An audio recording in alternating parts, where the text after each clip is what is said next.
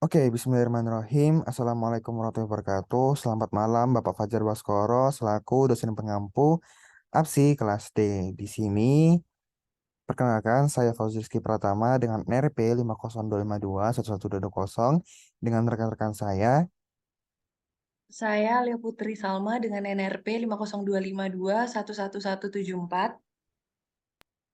Saya Rafael Jan Putra Ramadhani dengan NP 5025211 Oke, di sini kami akan menjelaskan terkait study case yang dipaparkan pada evaluasi akhir semester APSI 2023.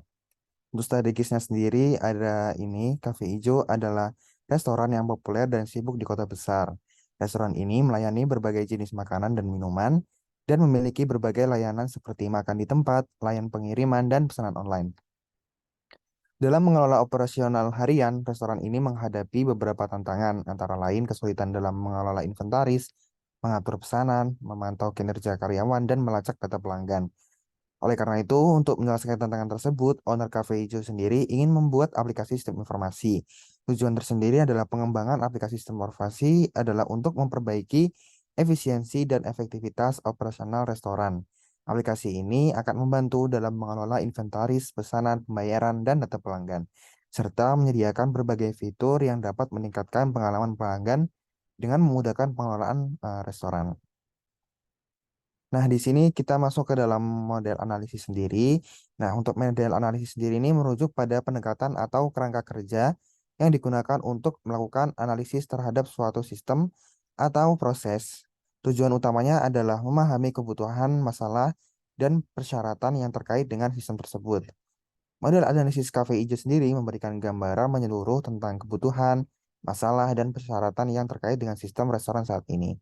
Informasi ini akan digunakan untuk merancang solusi yang efektif dan terarah yang dapat meningkatkan efisiensi dan efektivitas operasional restoran.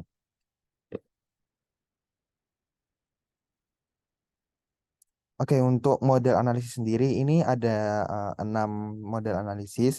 Di sini saya akan sebutkan dua model analisis. Yang pertama ada analisis kebutuhan, di mana analisis kebutuhan sendiri ini kebutuhan untuk meningkatkan efisiensi dan efektivitas operasional restoran.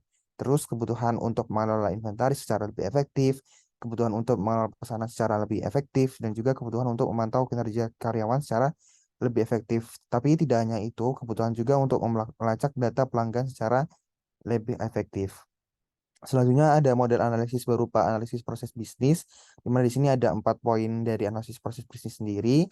Yang pertama ada pengambilan pesanan dalam prosesan dan manajemen persediaan, manajemen kinerja karyawan, dan terakhir tentang manajemen data pelanggan. Nah, untuk selanjutnya ini akan dijelaskan oleh teman saya.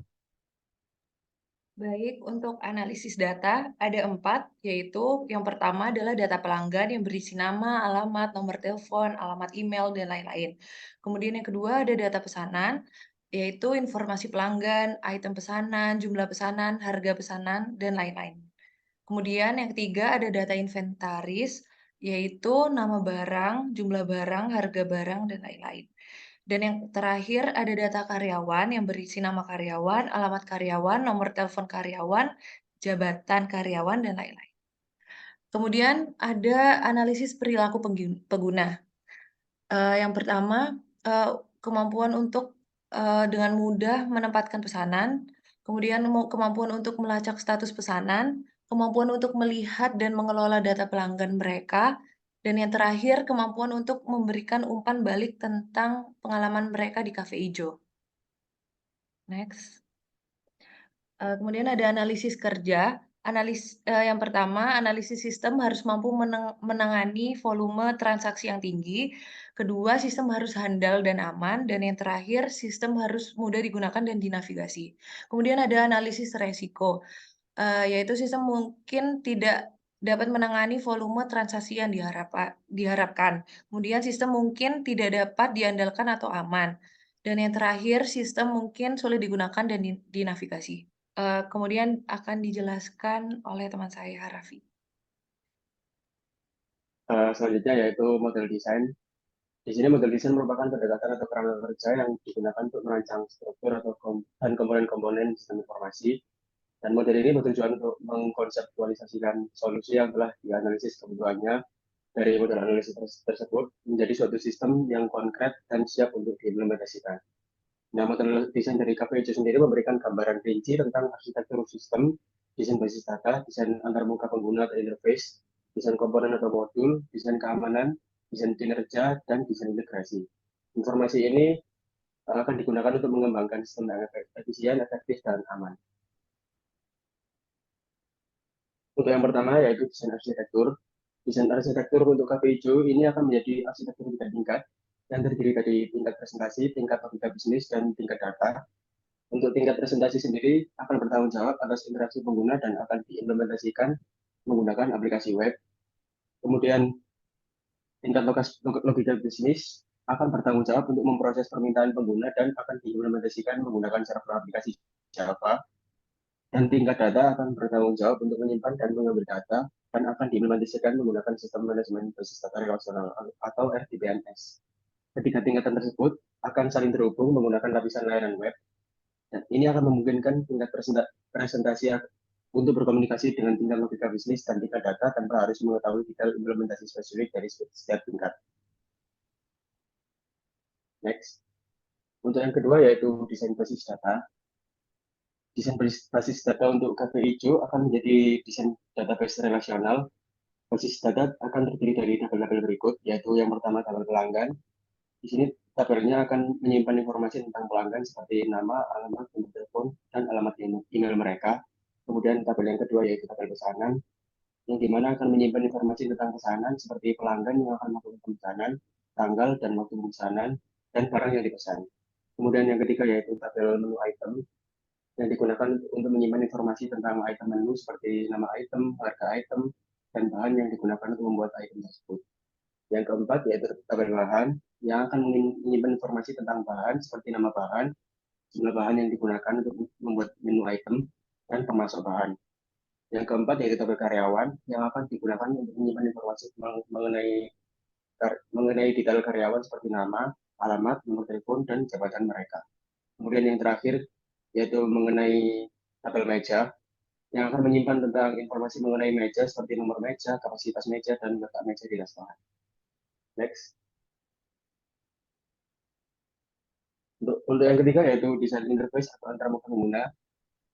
Perancangan interface dari KPIJ ini akan berupa interface berbasis web, di mana interface-nya akan dirancang agar mudah digunakan dan dinavigasi. Ini juga akan dirancang agar responsif dan efisien. Kemudian desain komponen atau modul. Desain komponen atau modul untuk KPIJ ini akan menjadi desain modular, yang dimana sistem akan dibagi menjadi beberapa modul yang masing-masing akan bertanggung jawab atas fungsi tertentu. Ini akan membuat sistem lebih mudah untuk dikembangkan, dipelihara, dan diperbarui. Untuk selanjutnya akan dijelaskan oleh teman saya.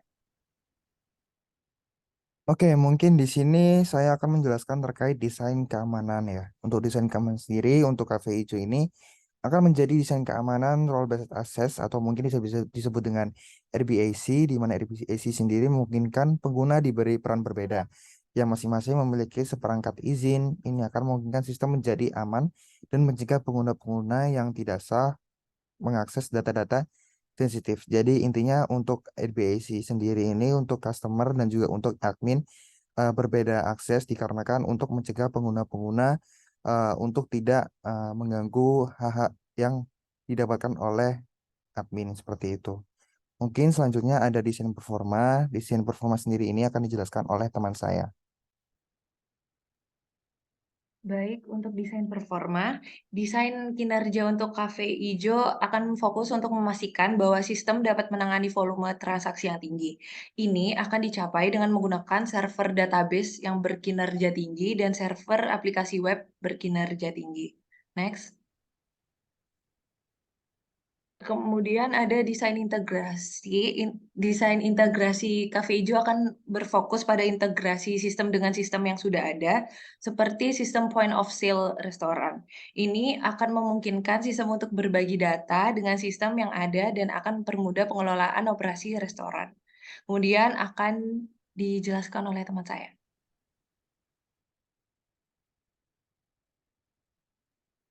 Oke, untuk kesimpulan dari kedua model ini yaitu Dengan menerapkan kedua model ini, pengembang sistem informasi dapat merancang solusi yang efektif dan terarah untuk mengatasi tantangan yang dihadapi oleh KPIJ itu tersendiri.